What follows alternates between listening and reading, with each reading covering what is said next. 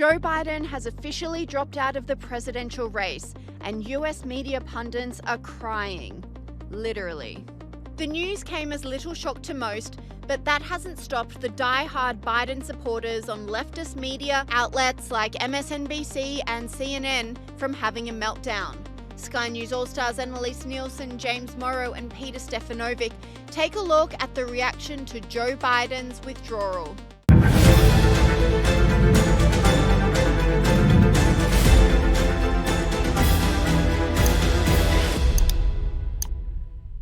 Joe Biden has finally heeded the calls from his own party to step aside and put an end to the humiliating display of gaffes, stumbles and mumbles that we've all become accustomed to, explains Sky News All-Star Annelise Nielsen. Now, the walls were closing in on Joe Biden for quite some time since his disastrous appearance at the presidential debate just 24 days ago. What we've seen is a number of Democrats come out and say that he needs to pass the torch. And Sky News All-Star James Morrow agrees, saying Biden's withdrawal is absolutely bizarre. Well, I just think this is absolutely bizarre here, Pete. I mean, let's think about this here. We haven't seen the president. All we've had is this announcement basically put out on X that he's withdrawing from the race after this very long and protracted process of the last few weeks, when suddenly it became impossible to hide what everybody knew about the president. So, you know, like, I think this is a fascinating moment, but I also think I have a lot of ridiculous about the way democracy is being done here. You know, the Democrat leadership, they all knew there was a problem, and all the stories have come out that they knew that there was a problem, and yet they still put the American people and their voters through a primary. 14 million people voted, and then now that there's that problem can't be hidden anymore, the donor class, the oligarchs, you know what I mean? The Democrats are supposed to be about the little guy, are in there pressuring the president and, you know, leaking and creating a situation where he essentially has to go and he's forced out. And I just think it's a pretty bizarre situation for America to be in. Donald Trump wasted no time releasing a scathing statement on Joe Biden's withdrawal, using every opportunity to exploit the weakness of the Democrats to his advantage, reveals Annelise Nielsen. Long for Donald Trump to respond himself. He's posted on Truth Social, crooked Joe Biden was not fit to run for president and is certainly not fit to serve and never was. He only attained the position of president by lies, fake news and not leaving his basement. All those around him, including his doctor and the media, knew that he wasn't capable of being president, and he wasn't. And now look what he's done to our country with totally unchecked and unvetted. Many from prisons, mental institutions, and record numbers of terrorists. We will suffer greatly because of his presidency, but we will remedy the great damage he has done very quickly. Make America great again. But one section of society is taking the news hard. The leftist mainstream media, notably MSNBC, CNN, and ABC hosts, had meltdowns as soon as the news broke. CNN political analyst Van Jones broke down in tears on air whilst discussing the news.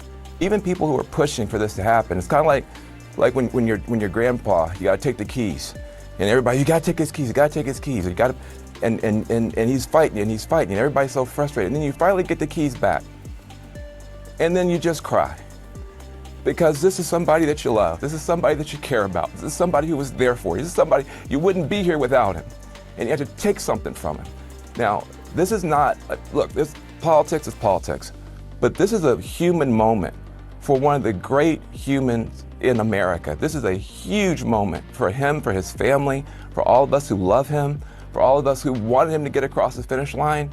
But if you're a young person watching this, this is leadership. This is patriotism. This is what it means to put the country first, and put the party first, and put the cause first. When your arm gets tired, you let somebody else finish pitching the game. That's what Joe Biden has done, and he's done that for all of us. And so I just want to say, I don't know who's going to be the VP, the non-VP. I don't know anything about politics. I just know that I love this man. I care about this man. It was painful every day to sit up here and talk about him like he's just a, you know, some problem for the party. Wait till we get to the convention. You're going to see people crying, standing, screaming, cheering. He may not get a chance to talk for 10 minutes. We finally get a chance to put our arm around this guy. He did the right thing for this country, did the right thing for this party. All of us are going to be in this situation someday, and I hope that we take a moment to honor this man and to love this man. I love Joe Biden. I appreciate what he's done, and a lot of people are heartbroken today. Even if it's the right thing, it's still just horrible. Jen Psaki also appeared to be shaken by the news of her former boss dropping out of the race, as she announced it live on MSNBC. We have breaking news here. President Biden has announced he will stand down from the race. I'm going to read the statement here on my phone. We also have Tim Miller, who's going to be joining us shortly. My fellow Americans, over the past 3.5 years, we have made great progress as a nation. And instead of crying, MSNBC's Rachel Maddow used her platform to gush about all of the achievements of the president. I mean, this is history writ large. You know, we'll all remember where we were and what we were doing at this moment. And just thinking about the president right now, you know, what a man, what a patriot, what an act of selfless devotion to your country. And he has been a phenomenal president. He brought us back from COVID. He gave us the best recovery from COVID of any major nation on earth at a time when the world has economically been struggling in the wake of COVID.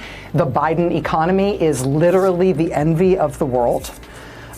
He ended the presidency of Donald Trump at one disastrous term.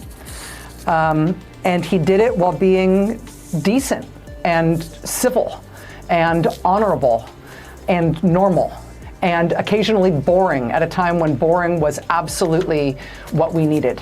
And I just, his career of decades in public service as a senator and as a very successful vice president and as a phenomenally successful president, there is no single thing that he has done in that entire career that is a greater or more consequential act of service and sacrifice to this country than what he has done today. And knowing him a little bit, knowing his personality, having spoken to him, a number of times in my life, both in sort of official and unofficial capacities, I cannot see anywhere in his personality where this decision today was possible. This is the opposite of something that is natural or easy for him. He is just not built to do something like this because his superpower is being underestimated. And that's why he's been so resolute in resisting all these calls for him to drop out. But him making this decision today is to give the country a chance, a reasonable chance at not putting Donald Trump back in the White House, not putting a president back in the White House who refused to leave the last time and summoned an angry mob to try to overthrow the government rather than go. This is Joe Biden saying, apparently it's not me, the one that gives us the best chance to do that. It's got to be somebody else, and so I will step aside. I'm just blown away by the sacrifice and the patriotism that this moment embodies. Commentators on X were nauseated by Maddow's display, with one pundit saying, "These delusional cows need to find a new job." And another commentator said, "What a panderer." Maddow then went on to blast Donald Trump, bringing up his age and saying the presidential nominee gives speeches of such rambling incoherence. He is now 78 years old and gives speeches of such rambling incoherence that even his most ardent superfans start wandering off or checking their phones by the time he starts talking about sharks and shower heads and how beautiful you would think he looks if he were to take his clothes off. This forced one commentator to point out now age becomes an issue for Democrats. CNN's Caitlin Collins also jumped on the age bandwagon, slamming Donald Trump for being the oldest nominee in presidential history, conveniently after Joe Biden dropped out. Yeah, Trump is now the oldest nominee that we've ever seen in U.S. presidential history. MSNBC's Joy Reid was also emotional after the news of Biden's withdrawal, true to form, making it an issue of race. Note that it is black and brown Democrats who are opposing this push out. I think there's one African-American Democrat who's for pushing Biden out. And note that it is consultants and non-people of color Democrats who are on the other side. Just an interesting thing to note. And the last thing I'll note is, where are the voters who are being asked about this, and also the people who would have the job of actually getting out this vote? They're not being asked. No one's asking them. Apparently the donors and the sort of elite Dems are just kind of doing their own thing. Weird time to be a Democrat. Let me know what you think in comments. And comedian Rosie O'Donnell has been so overwhelmed with the entire election, filming herself on the verge of tears over the weekend. The whole thing is very, very unnerving. It's very unnerving. And 100 days, people are saying to me, my therapist actually said to me, well, it's a long time between now and November. No, it isn't. We're about to start school again. You know how quick all of a sudden it's Halloween, and then it's Thanksgiving break. So by Thanksgiving break, we're going to know whether we still have democracy in the United States. That's not a long time. It's a long time to worry every day, I can tell you that.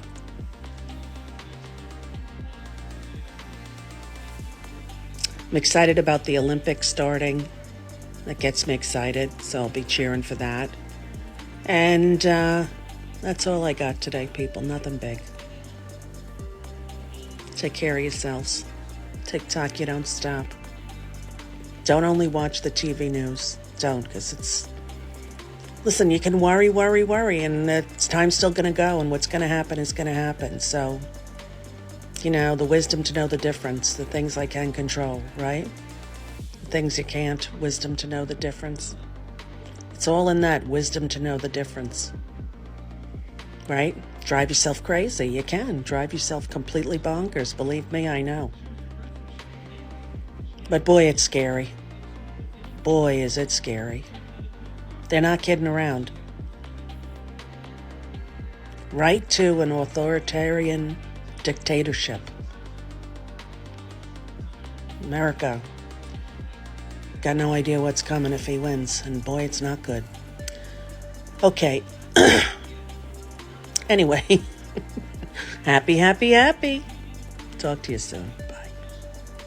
But it seems as if the Democrats are wasting no time looking to the future, with former Obama special assistant telling Sky News All-Star Peter Stefanovic that the party now has a fresh start. Right now, as of about 5 hours ago, the Democrats have a fresh start. They're going to hit the ground running, probably with Kamala Harris at the head of the ticket. I think the Trump campaign has done a good job so far, but they're vulnerable. I think it's going to be a very interesting race to watch. But I don't think Biden had a choice. Okay. I think he had to step down, and it's time for a fresh start. And that certainly seems to be the case, with Joe Biden's schedule being cleared effective immediately. Well, the staff wasn't totally blindsided, Jesse. They had a 1-minute heads up. We are told that President Biden convened a group of senior staff from the White House and the campaign, and they were told at 1:45 that he was changing his mind, going to drop out. The public announcement, when we all found out, was 1:46 p.m. And just in the last few minutes, we were told that President Biden has no public events on his schedule for tomorrow, and then the rest of the week is just blank. They are trying to figure out what exactly to do with him, but it seems like the plan with announcing this is put it out the way that they did, paper statement, don't actually see or hear from the president, and then figure out a time midweek to have him come back here, or maybe they're going to do something in Wilmington, Delaware.